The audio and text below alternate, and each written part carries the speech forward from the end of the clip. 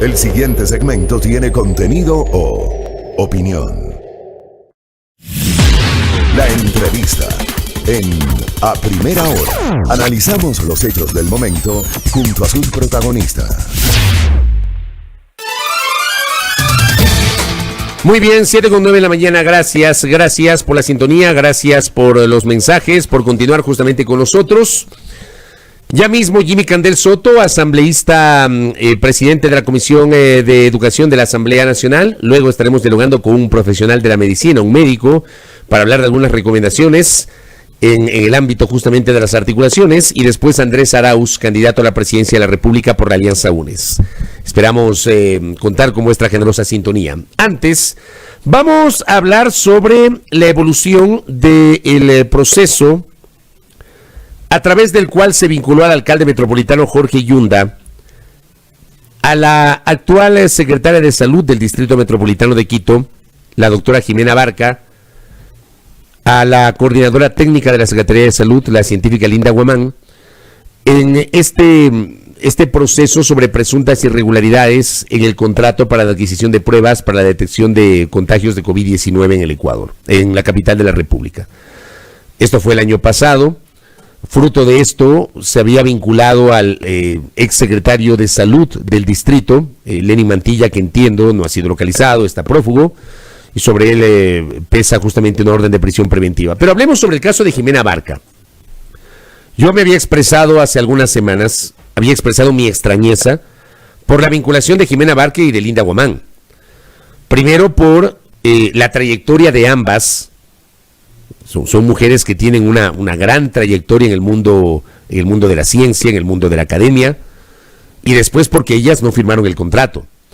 Llamó la atención inclusive que la justicia haya dispuesto la prisión preventiva de la secretaria de Salud, pese a que se trata de una adulta mayor, una persona de más de 65 años, y que presentó un recurso de habeas corpus con el apoyo de la Defensoría del Pueblo, para el que se demoraron más de una semana en tramitarlo cuando debía ser esto inmediato. Bueno, hablemos con el abogado de la doctora Jimena Barca. El jurista Nicolás Salas está con nosotros. ¿Cómo le va, doctor? Bienvenido. Muy buenos días, muchas gracias por la invitación. Gracias. A ver, ¿cuál es el estatus jurídico hoy de la secretaria de Salud del Distrito Metropolitano, la doctora Jimena Barca? Bueno, muchas gracias por la entrevista. Un saludo a todos quienes nos escuchan. Efectivamente, genera bastante preocupación los niveles de selectividad y racionalidad de nuestro sistema penal ecuatoriano. Este es un primer dato importante y que nos ayuda justamente a distinguir y generó esta sorpresa, no solamente en la defensa, sino en toda la ciudadanía, y es que toda la etapa precontractual y la firma del contrato se genera antes del inicio de la gestión de Jimena Barca. Jimena Barca ingresa a la Secretaría del Municipio en junio del año 2020, cuando incluso ya existía un acta de entrega-recepción de los insumos. En la actualidad, Jimena está siendo procesada por este supuesto delito de peculado. Bajo la imputación, la Fiscalía dice que lo que le correspondía hacer a Jimena Barca era terminar unilateralmente el contrato y no dar por terminado por mutuo acuerdo como lo firmó Jimena el 13 de julio del año 2020. Pero para esto es importante que la ciudadanía conozca que esta decisión, la decisión de Jimena Barca de terminar por mutuo acuerdo el contrato, trajo una serie de ventajas para los quiteños. Esto quiere decir que si se procedía como quería la Contraloría y la Fiscalía, considerando fríamente este tema como si fuera una contratación que no se dio en época de pandemia, las consecuencias habrían sido terribles para los quiteños en el ámbito de la salud, porque si se terminaba unilateralmente el contrato, no se podían recibir más pruebas ni procesar más pruebas.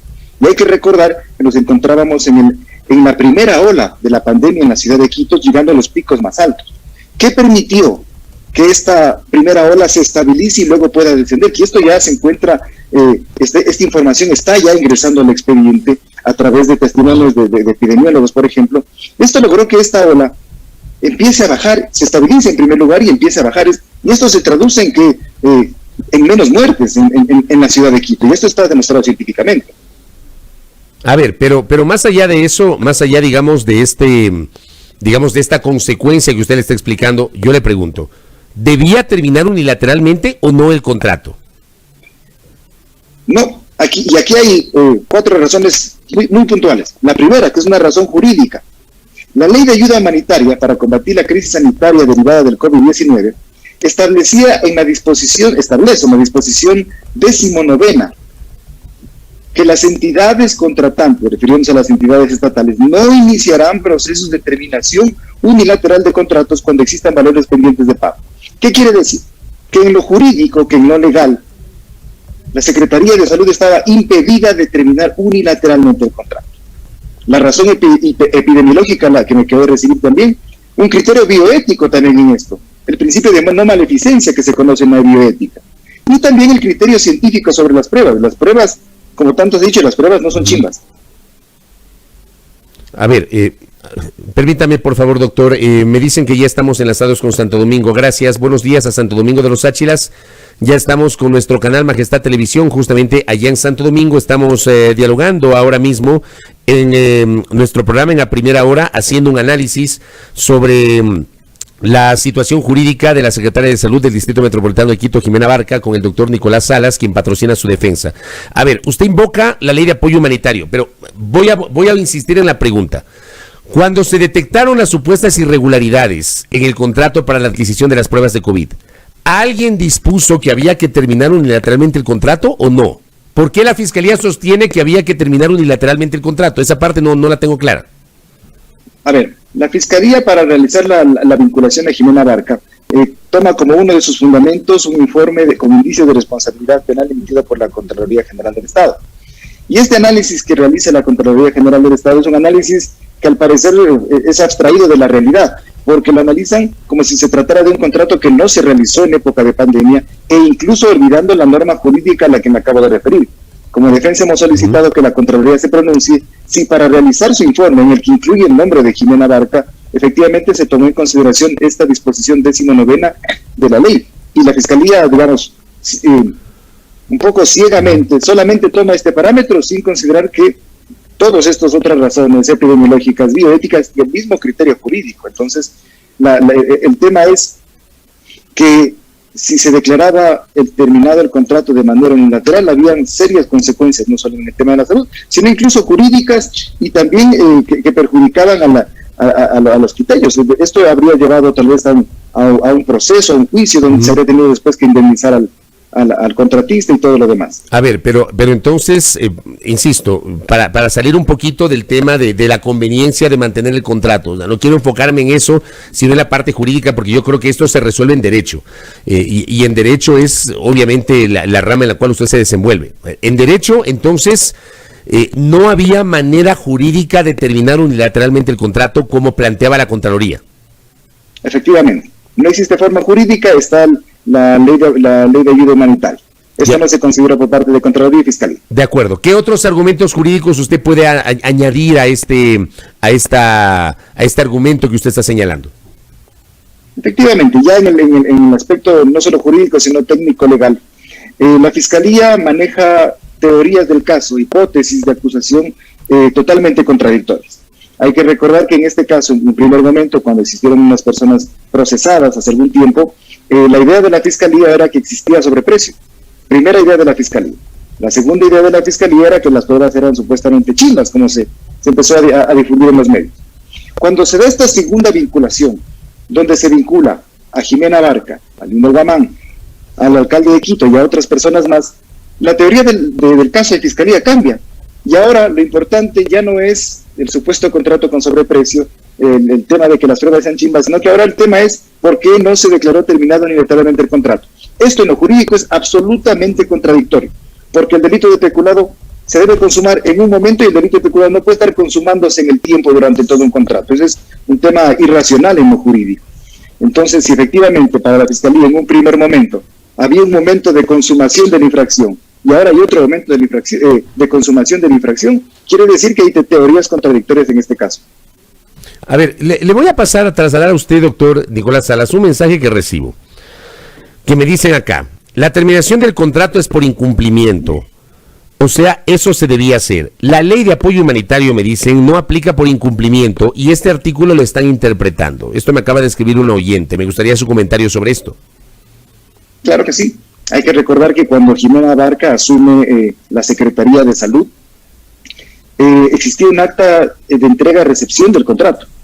Es decir, ya la Secretaría de Salud había recibido a satisfacción todos los elementos del contrato. Dentro de este proceso, no hay de parte del Ministerio del Contrato ninguna indicación de que existe incumplimiento del contrato. ¿Y cuál es el supuesto incumplimiento del contrato aquí, para ser un poco más específico? Supuestamente, el incumplimiento del contrato se genera por que la sensibilidad de las pruebas no es adecuada.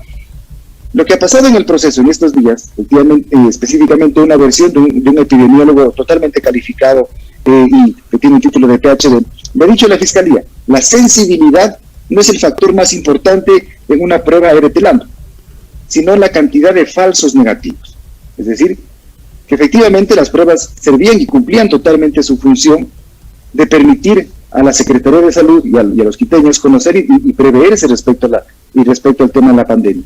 Entonces, estos son los elementos y además, en el acta de terminación por mutuo acuerdo, existen el cobro de varias multas por retrasos en la entrega de los insumos, que eso es lo que se detectó y eso fue lo que se incluyó en esta acta o sea, la Secretaría de Salud sí, por ejemplo, sancionó con multas a la contratista por incumplimiento de las entregas en los plazos que habían sido pactados. De tiempo sí, más no del tema de la sensibilidad del producto, que es algo que se ha venido cuestionando. Pero la empresa entregó las pruebas que habían sido contratadas, o la empresa entregó otras pruebas que no eran parte de los términos de referencia que permitieron esa contratación, doctor. A ver, efectivamente todas las pruebas fueron entregadas y a la fecha todas las pruebas han sido procesadas. 88.500 pruebas procesadas que han dado datos valiosísimos para la Secretaría de Salud y para la salud de los quiteños. Si uno se pone a ver el contrato, si uno se pone a revisar el contrato, va a revisar que el objeto del contrato es el tema de las pruebas PCR. Pero si uno lee las especificaciones técnicas, que es lo que suelen leer los técnicos, por ejemplo, en el caso de Linda Guamán, que realizó un análisis técnico y valoraciones técnicas que sirvieron efectivamente para tomar estas decisiones, uno va a ver que se trata de pruebas de diagnóstico moleculares. Y efectivamente, en ese sentido, el contrato se cumplió. O sea, sí eran pruebas de diagnóstico molecular. Exactamente, eran pruebas de diagnóstico molecular. Entonces, eso no está en discusión, ni siquiera en investigación. Entonces, ¿de dónde sacan que las pruebas eran chimbas, que supuestamente el contratista no cumplió con el contrato con la municipalidad? ¿De dónde sale ese argumento? A ver, este argumento se empieza a construir a partir de la existencia de dos informes.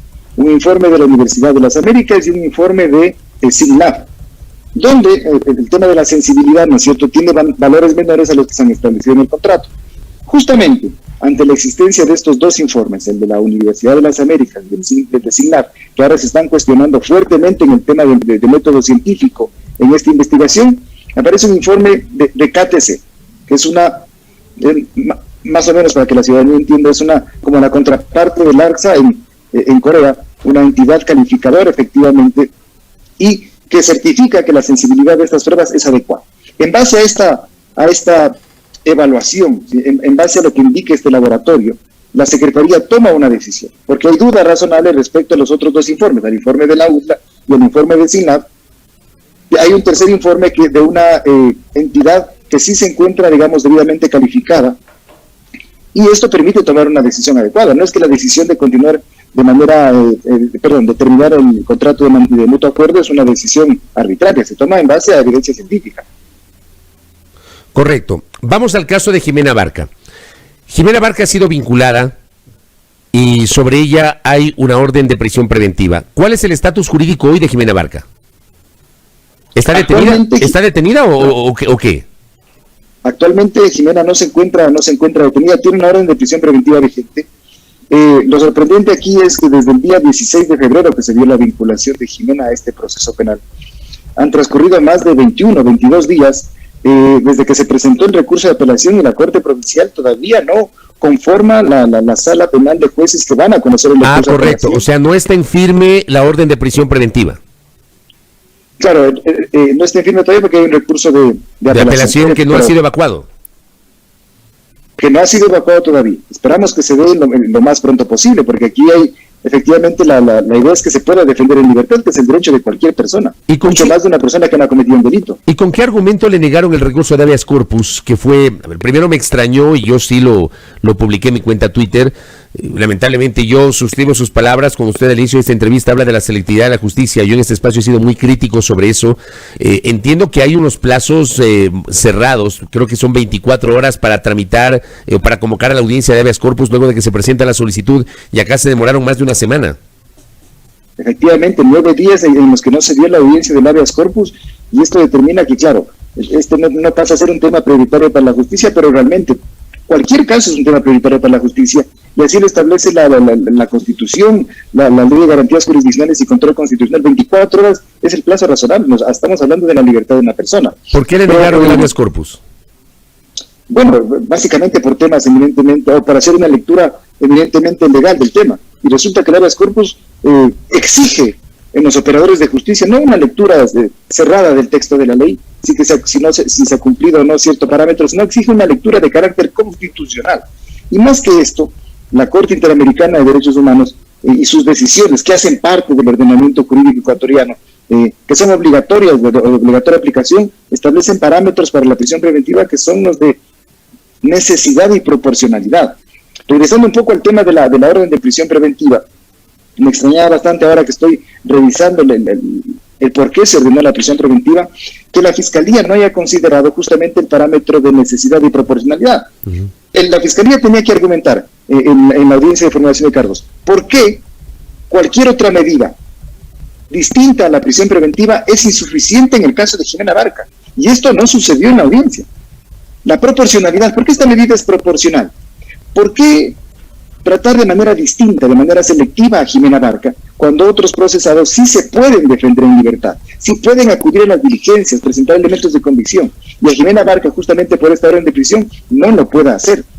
Esto, para parámetros de la Corte Interamericana de Derechos Humanos, es arbitrario, selectivo. La Corte Interamericana habla del concepto de la pena anticipada, y la prisión preventiva no debe ser pena anticipada. Jimena Barca se puede presentar las veces que la Fiscalía, la Corte Provincial establezca, en la frecuencia que lo establezca, incluso como en el caso de Linda Guamán podría aportar evidencia, pero una orden de prisión preventiva consideremos que es un tema absolutamente desproporcionado en este proceso. O sea, aquí no aplica, doctor, con esto cierro, no aplica que hay riesgo de fuga de Jimena Barca.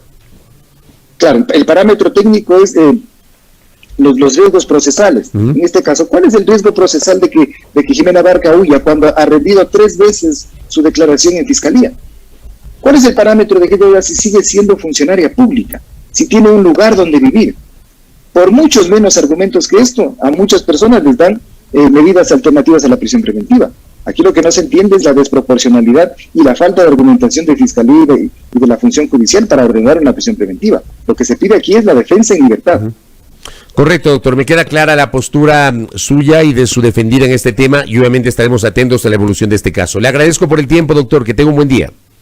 Muchas gracias por su invitación, Fabricio. Un saludo cordial. Con todo gusto. El abogado Nicolás Salas, quien patrocina la defensa de la secretaria de Salud del municipio metropolitano de Quito, Jimena Abarca.